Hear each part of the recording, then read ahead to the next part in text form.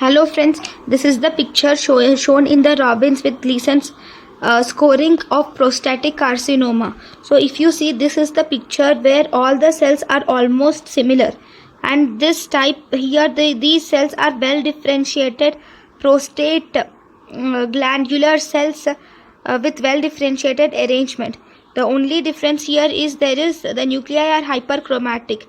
So this is grade 1. So this is grade 1.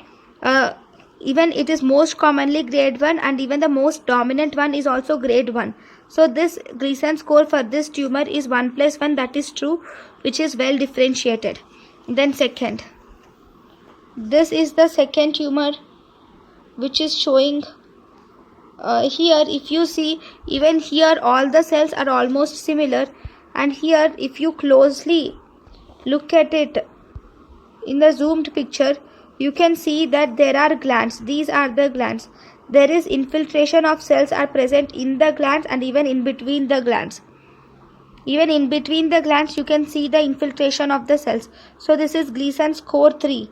3 plus 3, that is equal to 6. This is the Gleason score for this cancer. Then if you see the next one, this is one more picture which is given under high magnification. Here you are not able to see any glandular structures, right? No glandular structures are visible in this tumor. So this is Gleason score which is 5 plus 5, that is 10, which is poorly differentiated. So this is the Gleason score with 1 plus 1, which is 2, well differentiated. This is moderately differentiated, 3 plus 3. This is moderately differentiated, 3 plus 3, that is equal to 6. This is poorly differentiated with no glandular structure, which is 5 plus 5, which is 10. So you can easily identify this.